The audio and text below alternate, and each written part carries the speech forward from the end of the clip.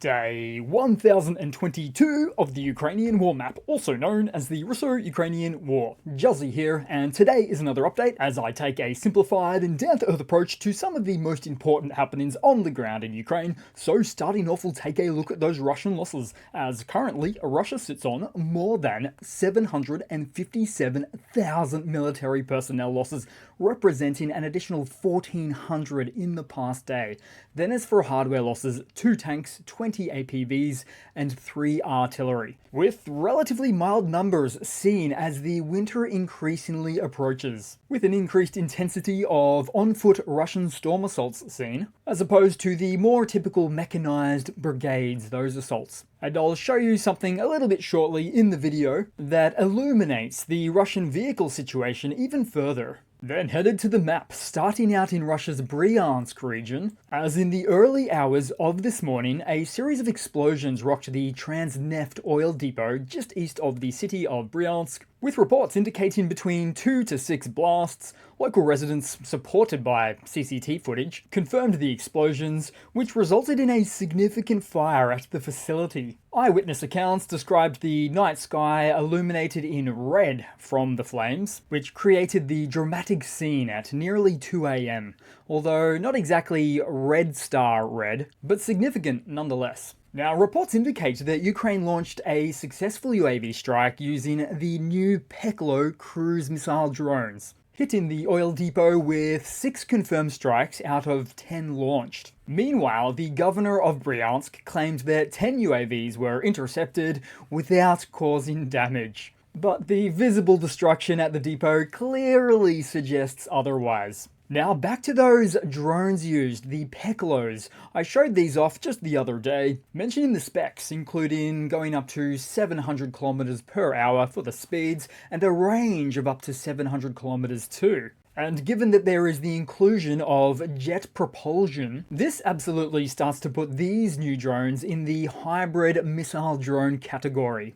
A category of which Ukraine is notably increasing its capabilities, effectively deploying their next generation of drone technology, making this latest strike quite a significant event. In other words, it's just a drone threat that is quite difficult for Russia to counter. Then headed all the way down the map for another concerning development for Russia, as overnight in Taganrog, located in Russia's Rostov Oblast, a location that experienced a series of explosions reportedly linked to further Ukrainian strikes, this time on the Berev Aviation Scientific Technical Complex. However, this time Russian officials confirmed that this attack occurred, however stating that it damaged a critical infrastructure unit involving a boiler plant instead, and was perhaps stated in an attempt to downgrade the destruction to a site of a more non-military nature. However, with multiple blasts heard at different locations of the town, it serves the potential for both mentioned sites to have been successfully hit.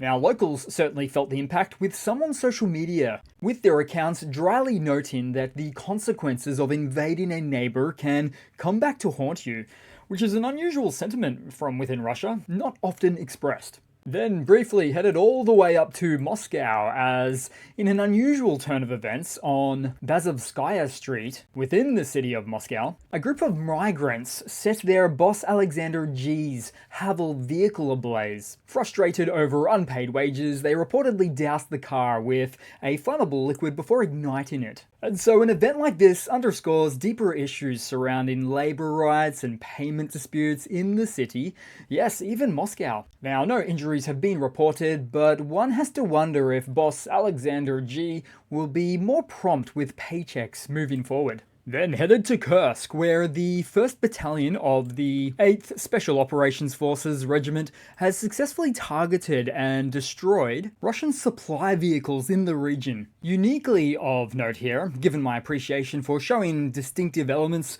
on 2 such occasions we saw the reflection of the inbound quadcopters right at the last available moment of their terminal phase. Now, you might also wonder about what the curled rope-like dangling features are that tend to give off a horror-inducing feeling, Well, given the bare-bones nature of these FPV designs, stripped down to only include a battery and antenna on top, 4 rotors and payload underneath, danglings are a combination of stabilizing or cushioning takeoff legs, but also sometimes landing legs for ground loitering missions and thereby battery-saving purposes. The legs also extend beyond the height of the payload, of course, to successfully stand upright for those above-mentioned positions, and these legs are more than likely 3D printed designs too. Then also, here's some further footage from Russians of the Kursk region as they drive through the, quote, Road of Wrath.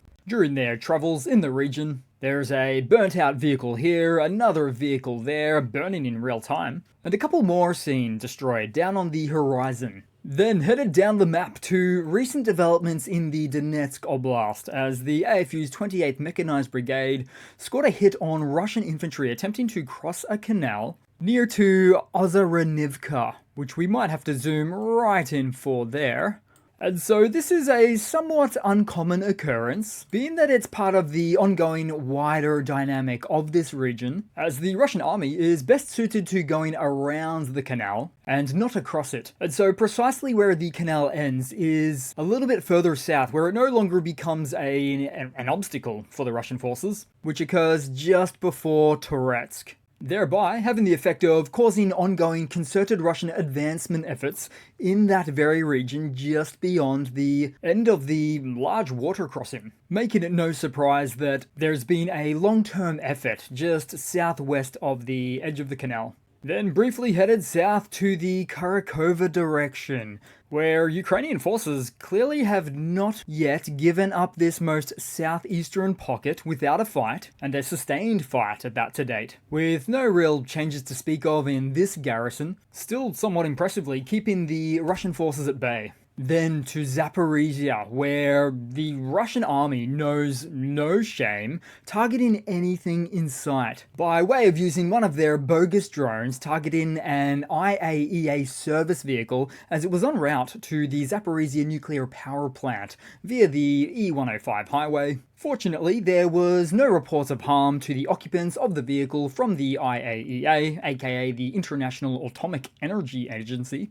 But fair to say, if this was a Ukrainian drone, the vehicle would likely have not been so well off. Now, this incident, attributed to the 22nd Spetsnaz Brigade, raises serious concerns, which prompted IAEA Director General Rafael Grossi to condemn the attack in what he termed, quote-unquote, the most firm terms. And so the event just goes to show that, once again, the Russian army operating on the front lines of Ukraine attempts to target and destroy anything along those lines. They're off the register. It's just dumb. It's the one place on the entire map that Russia should be aware of inbound neutral incoming vehicles. So it just speaks to the disorganization of their military, which is why they could never take Kyiv in 3 days. And going back in time, that was one of the biggest doozies of them all, because upon the initial Russian invasion into Ukraine, where they built up their military on the border just prior, followed by crossing into Ukraine,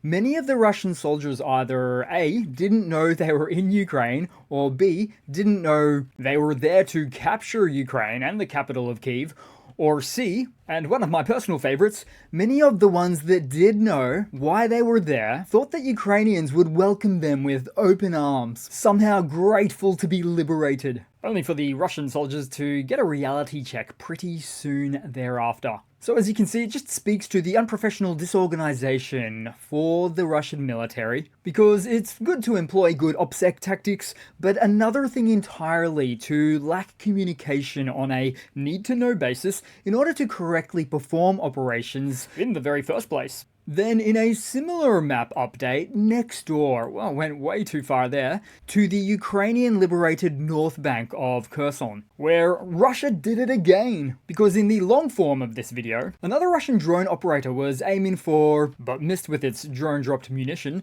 targeting a fire engine that had come to the call from a reported fire. And Russia chose to upload this? Why? It's really quite despicable, with ongoing instances like these only making for further solidifying the fact of what a black and white nature of a conflict this really is. Then somewhere in the east, and really looking around the map at something a bit more favored in terms of robot-on-robot action, where a Ukrainian FPV intercepts a Russian FPV. The Ukrainian drone takes the leap, spins around, shoots to score, and sets off its load. All the meanwhile, just prior, the Russian drone didn't even appear to react to the presence of the Ukrainian drone. It's just bizarre. Then, also, somewhere in the east, the impressive precise fire of Ukrainian artillery destroys a Russian tank and infantry fighting vehicle. Then, headed across to some news for today. So, in a significant financial boost to Ukraine, the US Treasury Department announced a $20 billion loan assistance package on December 10, part of a larger $50 billion initiative backed by G7 countries. This funding aims to support Ukraine's financial stability and is drawn from immobilized Russian sovereign assets, bought and paid for by their proceeds. Then to a little bit of hardware news, Croatia is currently transporting 30 M84A4 sniper tanks to Germany, which have been donated to Ukraine. The M84A4 tanks are a significant upgrade from the T-72 tanks, better armor and ERA protection, improved radio and communication systems for better battlefield communication, an upgraded 1000 horsepower engine, a computerized fire control system known as the Sniper, allowing for improved target acquisition and precision. There's also the enhanced compatibility with newer ammunition types, and quite a great deal more of enhancements. Really too many to list. Then to some more news, and in a recent statement, President Putin emphasized the importance of enhancing the Oreshnik missile system, suggesting that a robust arsenal of modern weaponry could diminish reliance on nuclear weapons. He pointed out that strengthening conventional capabilities is crucial, indicating, evidently, a strategic shift in his military doctrine, which is only 4 weeks after the previous strategic shift on the use of nuclear weapons. And so to drive this point home, let's quote Putin here, where he says, quote, "What we need to improve now is not the nuclear doctrine, but the Oreshnik missile. A sufficient number of these modern weapon systems leads to virtually no need for the use of nuclear weapons."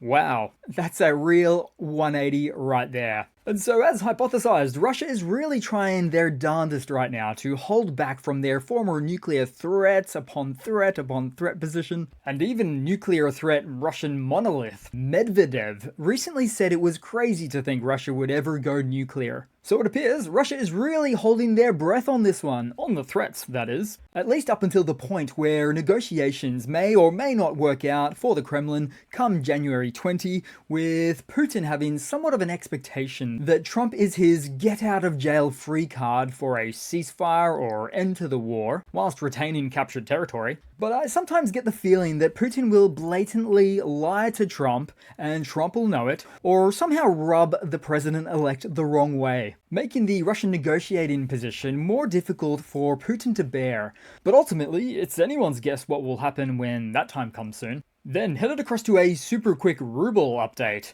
After putting in place a number of short-term measures in stabilizing the ruble, Russia had recently stabilized the ruble to 100 rubles per US dollar. But looks like it's on the upswing again at 107 rubles per US dollar. But only, of course, in the sense of devaluing against the greenback once again. Now, back on November 26, I made this simple projection graph of how the ruble value would play out, restabilizing short term, then losing its value again. But my expectation was for more of a long-term trend, as opposed to an almost uncanny resemblance we see right here. But no matter what happens in the interim, this is a losing battle for the ruble, with the Kremlin throwing as many short-term measures into the currency as possible, but there's only so much they can do before a likely inevitable mass devaluation of the ruble turning currency. Then headed across to a quick funny to round it all off for today, guys, where this latest logistical innovation for the Russian army